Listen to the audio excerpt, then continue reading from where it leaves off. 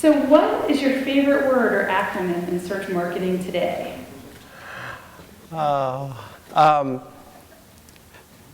It'll sound odd, but probably social.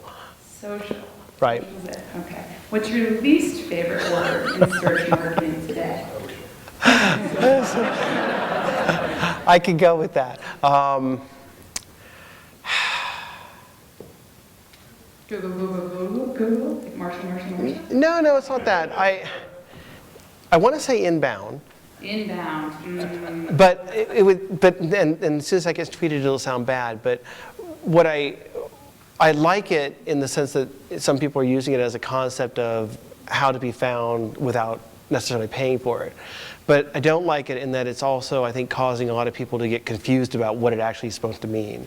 Like I saw somebody do an article recently and they were saying, inbound, it's the new SEO. It's like, that's like saying, I don't know, supermarkets, it's the new can of soup. I mean, you buy, they encompass a lot of things within them. That's a bad metaphor, but it's a terrible metaphor. But, inbound marketing is supposed to encompass things like non-paid social or SEO. It's not a replacement for those sorts of things. So it's multi-channel. Right. Okay, in a nutshell. Okay, got that. What aspects of search and social turn you on? Katy Perry being on me. No. Zoe Chanel. Oh, hey. Hey. Girl. Inside joke, sorry. Yeah. We were at the Blackbird Diner. They had that on TV. It was great. God, I love it. Okay. Any new girl fans? Just Zoe Chanel, okay. girl. Yeah, right. So, she rocks the polka dots. So, what was the question again? What turns you on about social? Social turns you on. Well, What gets you excited? what's exciting me is that it's changing things around. So I did a longer article, and I realized I forgot to put the URL on it, but it was about 2 weeks ago, and I talked about when everybody gets to vote, social is the new new links. And so the idea is that when we started the Constitution for the U.S. and we gave everybody the vote, we gave everybody who is a white male with property the ability to vote. Democracy, right? And now, you're over 18, you get to vote regardless of your race, religion, or whether you own property or whatever. That's a more equal system. And so when you think about the way we have been counting votes in terms of links, you had to kind of own property. You had to have a website. And sure, you could use someone else's website, like maybe I'll use a blogger's website. But what if Blogger decided they were going to no-follow or block those links from passing credit?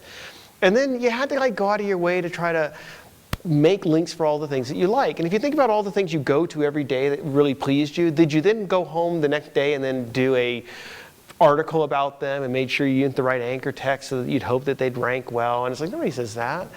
And so with social, it's the ability for everybody to kind of vote very easily. You see something that makes you happy that some store has done, you're able to tweet, hey, good job, so-and-so. Or you read an article about them, or you tweet out a link to them, or you Facebook like them. That's a really easy way to kind of vote for things that you like. And I feel like it may be a better signal for the search engine to use in place of links. Or not necessarily in place of it, but in addition to. Because I feel like the links are this creaky old machine that especially Google keeps trying to make working, right? Okay, now you can links, but no, those affiliate links, you can't do that anymore. But no, those affiliate links you shouldn't do, but we didn't count them anyway, so it didn't do us any harm. And you're like, well, what are the rules now? And who keeps track of all that stuff? So everything, of course, can get gamed. And people will game the social signals in the same way that they'll game the link signals. But one of the things about the chart that we had up is it's not that any one particular signal rules them all. They all kind of work in combination. So, if suddenly you had 1 billion great social shares but nobody linking to you, something's probably up with that. And that's one of the things that I think will help equalize it. Right now, what turns me off is the fighting between the social networks. That Twitter and Facebook are like, Twitter's like, I won't do a deal with you, Google, so you can't see this data. And Facebook's like, we're not going to do a deal with you either, but we'll do a deal with Bing because we think Bing's the underdog. That's why we went with them. And then Google's like, well, okay, you don't want to do a deal with us? Well, we're going to have Google Plus, and we're going to shove it every place that we can do it. And now you feel like, to me, it's like, I actually think it would be a better interwebs if our social networks were talking and working together. And there's some serious issues about, can Google both be a social network and a search engine without, biasing itself in that way. But I wish there was a way that they could just all get along. But the turf war is pretty much in full effect otherwise. Yeah. Okay. What's your favorite search feature, past or present? Again, this is for all of us old people too, possibly. Wow. We've been doing this a long time. Well,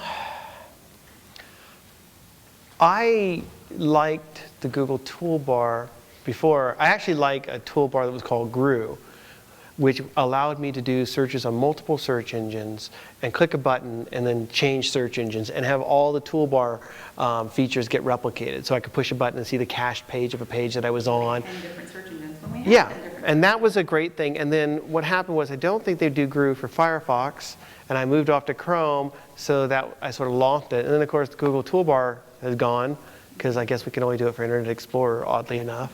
So that was one of my favorite ones. Google used to have a feature, it's really old, but back when Google used to have what we called the Google directory, which was based off the Open directory, you could do a search by going to a category of websites, and then you could search for things that were on any pages within any of those websites that had been categorized. So it was a great way to do a vertical search within a specific subject, but that's gone too. Yeah. What is your favorite search term or keyword query to test algo changes against? I don't want to give that one away. I do a lot of standard searches like cars or movies or DVD players because I'm kind of curious. Those are common searches. Digital cameras. Yeah, exactly. Just to kind of see what's going on with it from there. I thought you might say Santorum. Oh, yeah, Santorum. Well, yeah, I've been doing a lot of searching for Santorum over the past few months. And let me tell you, it is not a tidy subject. Okay, we should moving right along. We should keep it clean for Yeah. the audience then. Okay, move on. If you weren't doing this for a profession, what would you most like to do? Make movies. I have no experience in doing that. Well, just get yourself a GoPro. And Yeah, that would be cool. See movies that Robert Scoble can tweet. I think it'd be cool to write like science fiction novels and stuff like that. Of course. Yeah. Never near that in science fiction geek. But I don't have any talents for those sorts of things, so I don't. Quite. Modesty over here. Yeah. No writing ability, apparently. Yeah. That's wrong. If SEO and SEM were your daily job for clients or if you worked in-house for brands, which activity would you most not like to do? Oh, gosh. Link building, keyword research. I like keyword research. Keyword research is a lot of fun. Link building is not a lot of fun. This is why we're different. I love link building. I love PR. But I do like link building. It's not a lot of fun because it's a lot of work, but I like link building. I'll be with you on link building. And the writing aspects of SEO, I would like as well. I'd probably be less on the paid search side. Probably recommend that. Although that's fun too. Some people, okay, who loves paid search in here? I mean, it's like instant gratification, right? You put it up there. You should get it's a funny. Have any of you read In the Plex by Stephen Levy? You should definitely, if you haven't, you should get it because he talks about what it was like when Google first switched on AdWords. Because it's exciting, like you run your ad and then your ad's showing up and you're sitting there and watching what's going on with it. And when they launched it, they didn't know what was going to happen. And then they're watching all these people making the ads and they were like losing their minds. I thought it was great. Now they're all billionaires and they don't The care. inner workings of Yeah. Google is fascinating. Sometimes read that. So I also highly recommend the book. Okay, final one from the Search Marketer Studio. If heaven exists and Steve Jobs is there, what would you like to hear him say if you see him? I figured out a way to make the damn printers print. Because I can never print anything in the house. Well, not me. The family wants to print things, and I am technical support. And I'm like, I don't know why it won't print. And he passed away far too soon to solve the printing problem. So.